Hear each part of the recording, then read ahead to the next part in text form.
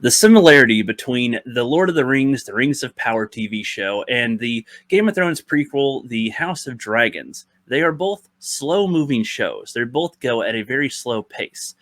But I'd say the difference is, while one is boring, the Rings of Power, they're not leaving as many breadcrumbs or things to get you interested to see what's going to happen next as we go throughout the show. It seems more like they expect you to wait for more stuff to happen, like as if they know that the audience knows that there's going to be more stuff to happen, so they're taking their time anyway. But they're not building enough meat and substance there, as to where House of Dragons in these first couple of episodes, also moving at a slow pace, are giving you enough time with each of the characters and showing enough of their differences, conflicts, and even like little differences in the passage of time without being too clear about how much time exactly has passed in some cases.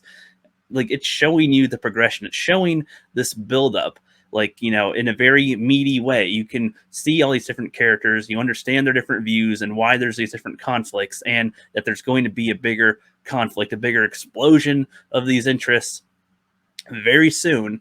And I'd say that's the main difference. There's a meteor. This one's slow, but it's engaging, as to where the other one is slow and kind of boring. Now, of course, you can have some disagreements with that. You might think Rings of Power is doing just fine. That's cool. I'm not basing all of this based on lore stuff. I'm just basing this on the quality of the shows themselves.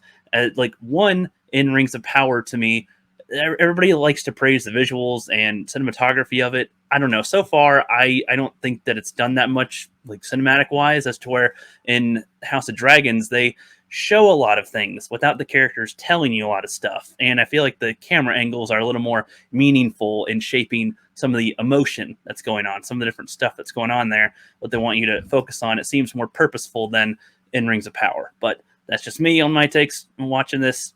That's just how I'm seeing that. Anyway, episode 4 of House of Dragons released recently, and I'm not going to take too long talking about it because there's only just a few parts that I think are the most stand out with the episode, of course. And the beginning, I'd say, was an excellent start to episode 4. It's the princess. She's got a whole line of suitors, like a huge line of suitors waiting for her. A lot of people, of course, see this as like, you got all these people wanting to be with you, but she sees it as it's just a political means and family stuff and whatever. It's not like about actual love or care of the person at all. It's really just like it's a chess move, essentially. But the first people we see is this really old dude, and she's like definitely not interested. And then like a child who might be between the ages of like 10 and 13 or something. He's pretty young. And it seems, she like has a little smirk, like, okay, yes, a child, of course. You bring the exact opposite of the old guy. But the kid shows he's got spunk, as one of the hecklers is like, he's like, how can you protect her? She's got a dragon, you dumb cunt. And the kid is like, all right, I'll challenge you to a fight. And he kills that dude. And it was like, whoa. And a lot of people would think that, would this cause any problems with the houses? But no, it seems like an accepted duel. And it may be a foolish one or not, but somebody's going to get killed in this fight. And the kid came out on top. I imagine that this kid will be important later. I have not read the books, so I have no idea. This could be a forgettable thing, but based on the way House of Dragons carries itself so far, this little quick scene that happened, well, this character might be important later. But regardless, this episode focuses a lot on the princess, and it shows, of course, we've already seen up to this point that she is not very interested in the royal life. She just kind of wants to be on her own with stuff. She doesn't want to have a partner. She doesn't want to have to be a mother. She wants to be able to do what she wants, is essentially her thing, which is kind of a common thing that happens in a lot of stuff these days. But based on the time period that this is in and what else is going on in their world at the time, this seems very fitting for a character like her to be like this. And the uncle comes back into town as well. I might have skipped that part right here, but yeah, he comes back into town, and is there going to be conflict right here? Is he going to challenge the king? Nope. He gives the king the crab sword from the other guy and pledges his allegiance again. And it's like, okay, cool. We're back to normal. Okay, cool. We're back to normal. Some of the war is over with the stuff that was being handled before. I was thinking before that the uncle was going to be an antagonist to the king, but not exactly, though he does, of course, want to have his throne, but it's not as easy as like open conflict he's trying to have. But anyway, they're trying to salvage some of what they have had before. The princess doesn't really care exactly. And later that night, the uncle leaves a little note for her to follow him out to the streets, and she dresses up. She's trying to look like a little boy, essentially. I wasn't sure if they're trying to have it be that the uncle and the princess have done this kind of thing before. It seemed like this is the first time this has happened, maybe like specifically going out into the streets like this, but maybe like he snuck her out before and they've done other stuff. Like it seemed like that might have been a thing that they do. So she does look up to him in that way and has fun, and would prefer doing that stuff than all the royal crap.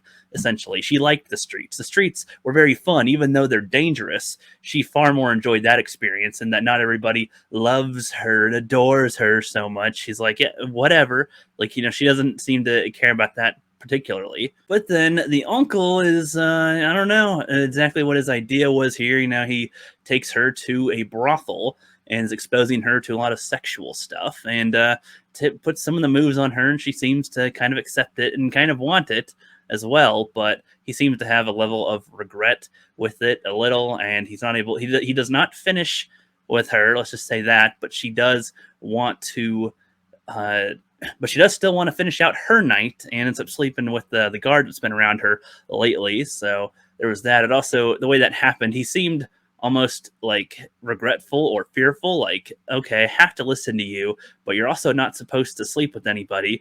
But like, there's all these different things. It seems like no matter what comes out of this for him, it's a lose-lose type of situation, because he can't disobey her and he has to listen to her, and he's supposed to not sleep with her, but she's ordering him to sleep with her. And it's just like, if she gets pregnant, and there's a lot of negatives for his end, but she does not really seem to care right there. So there's that, but she is happy, had a happy time, and she's supposed to be a maiden, though, which is why this is interesting, because all these other people, all the suitors that are lining up to be with her, are partially because she's a virgin, she's a maiden. That's part of the hook. But if she's already been slept with, then it loses a little bit of its interest, and it's like, well, who else would she sleep with if she's supposed to have not slept with somebody, but she already has? Well, what's going to happen here?